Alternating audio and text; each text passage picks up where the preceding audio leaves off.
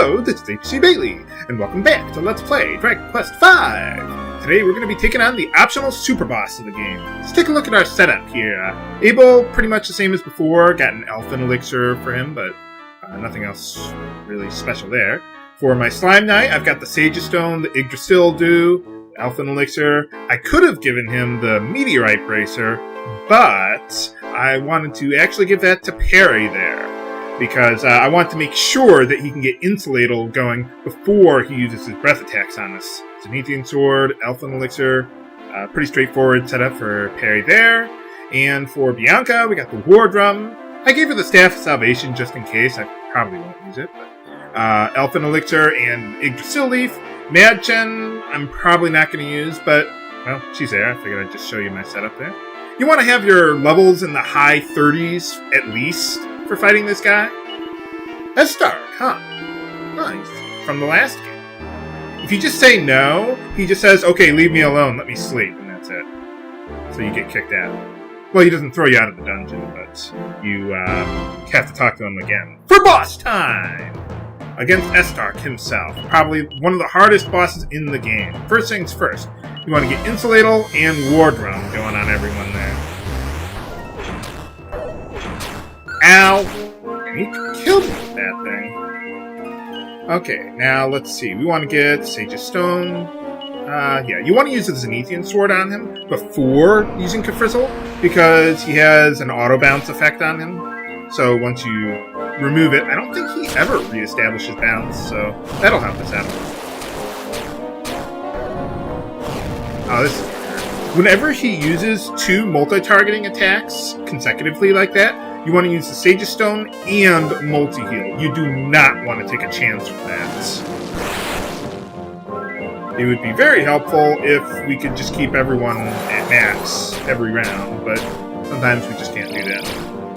Ow. The critical thing for this boss fight is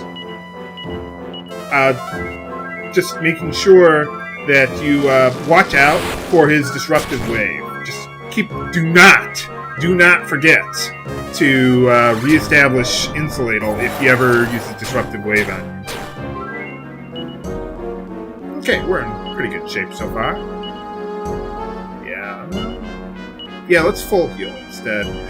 Whenever you need to full heal someone, try to have Abel do that instead of Gudrun or Perry, because Perry needs to save his MP for multi-heal, Kazing, Insulatal, and Gudrun doesn't have as much MP as Abel there. Although Abel and Gudrun should never really run out of MP, so we should be in pretty good shape there. And just try to keep pressure on him with Kafrizzle, because that's really where most of your damage is going to come from. Good thing Gudrun has a lot of natural resistance to a lot of these elements. Yeah, especially keep an eye on Perry's MP there.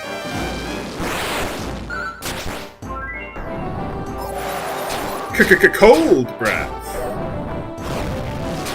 Your Cold Breath isn't doing that much against me, because I got a combo breaker for you. Insulator. Well, at least he doesn't have a head coming out of his ass this time. Not like the last game. Holy cow. Looks more like Sorrow to me, but well, you take what you can get. Alright, so far we're doing pretty good here. Let's reestablish our buffs there.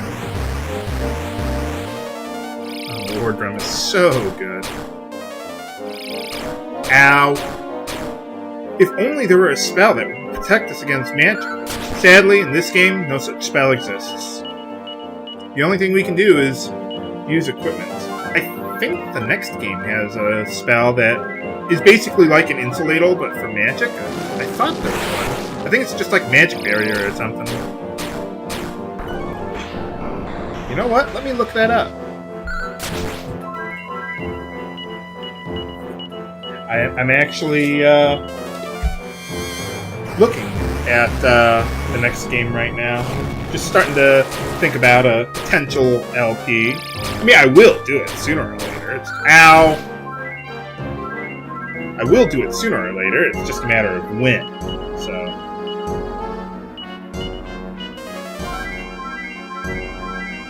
Whew. Yeah, that's another reason why you want to have the meteorite bracer on parry, because of that getting multi-heal going faster. We might want to start thinking about restoring your MP there, parry.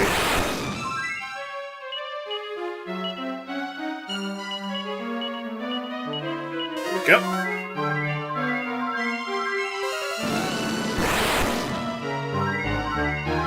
Yeah, just always play it conservatively then. Okay, we got Parry's MP back up. We should be in pretty good shape now. One thing that's kind of interesting about this boss fight is that you can get a reward from him, depending on, or an additional reward, depending on how quickly you defeat him. I'm not going to be able to get that, but you might be able to if you level grind sufficiently.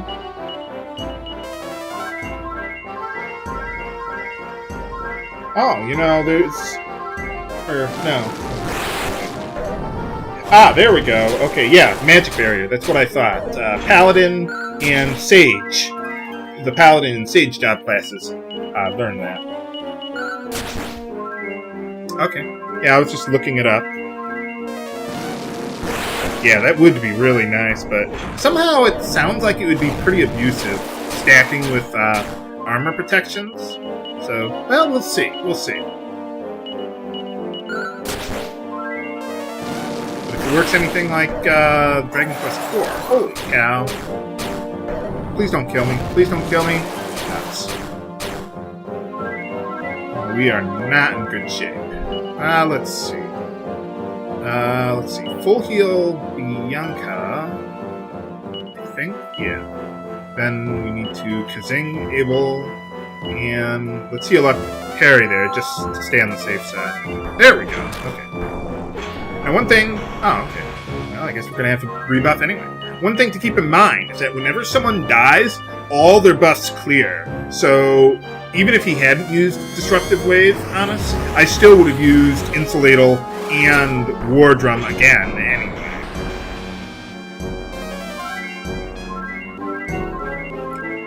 Now we're holding up alright so far.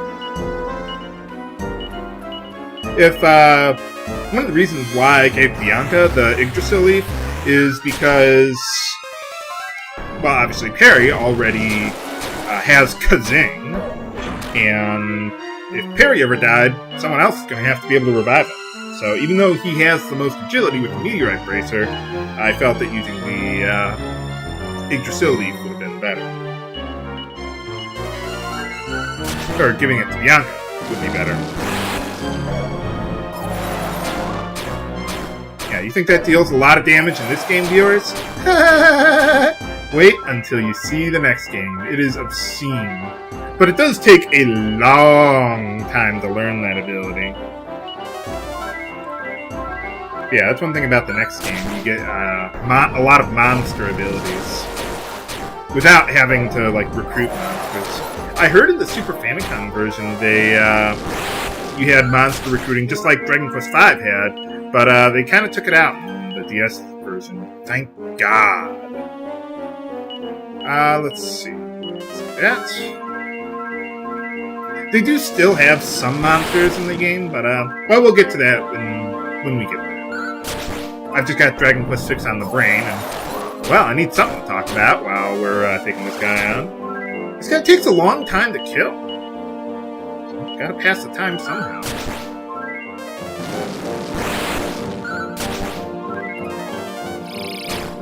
Yeah, unfortunately, well, maybe fortunately, I don't know.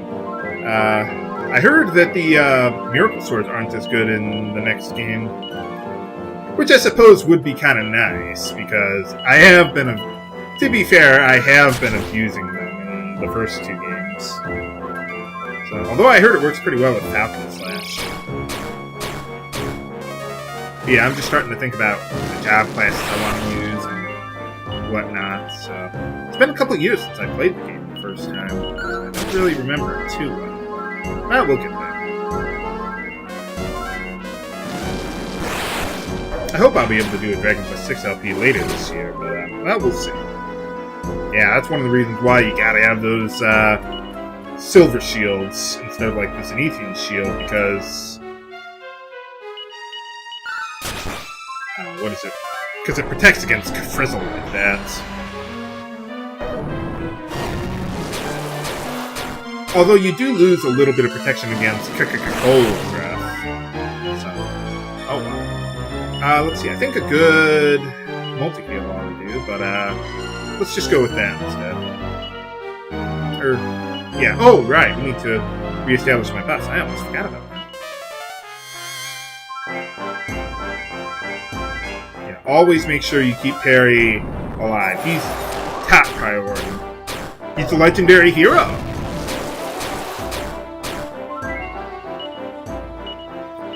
Legend of the Legendary Heroes. No, that's something else.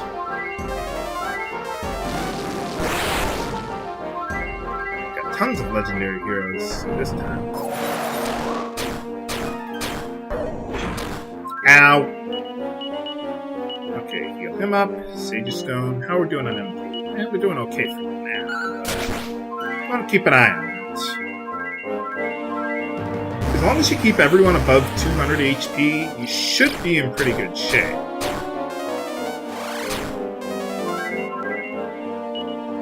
Let's see, I think a full heal and a Sage Stone would do.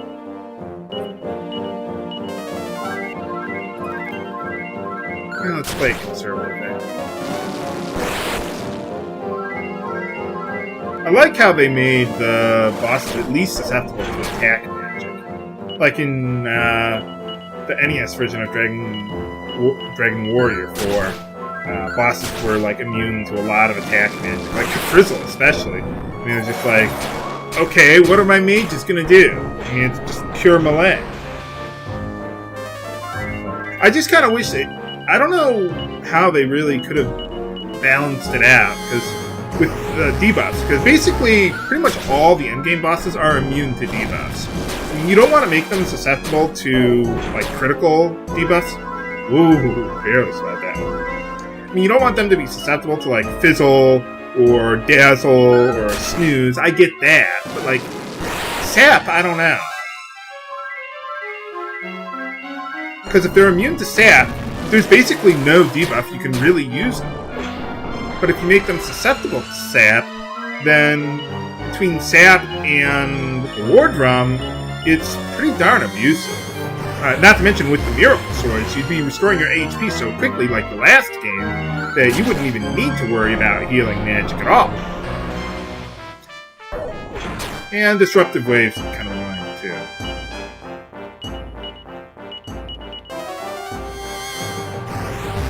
It also seems kind of odd to have bosses like debuff you and then use Disruptive Wave like Nimzo did.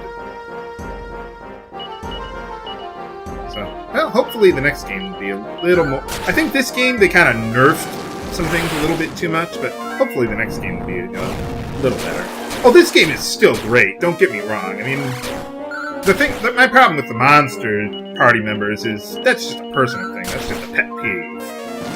Not really a critical game design flaw or anything like that. I just don't care for myself. Woo! Got him! See how long it took me to defeat him. 38 rounds. Not bad. Not bad. If you defeat him within 15 rounds, you can get another knick-knack from him. But I didn't. So, and you'd probably need to do some way more massive level grinding than I've done. And you're going to need to be a whole lot stronger if you're going to kill him in 15 rounds. I would think that one last parry can trumps. Yeah, I think if you leave and come back, I think he respawns, doesn't he? I forget. I've never bothered trying that. I've never even tried the Estark Raving TNT board, which is what Estark was talking about, his amusement center or whatever it is. I think I showed you off yesterday, so I'm going to be showing that off tomorrow. I'll try very, very hard to try and win that and show the prize on screen if I can. If I cannot, well, sorry, I'm not going to go nuts just to show off one thing. I've never done it before. You get like 70 rolls of the dice. It is ridiculous, which I have never tried it before, but I will try very hard to show it off. If there's anything else you want me to show off, let me know for next time on the final episode of Let's Play Dragon Quest V. This is H.G. Bailey, signing off. Have a good day.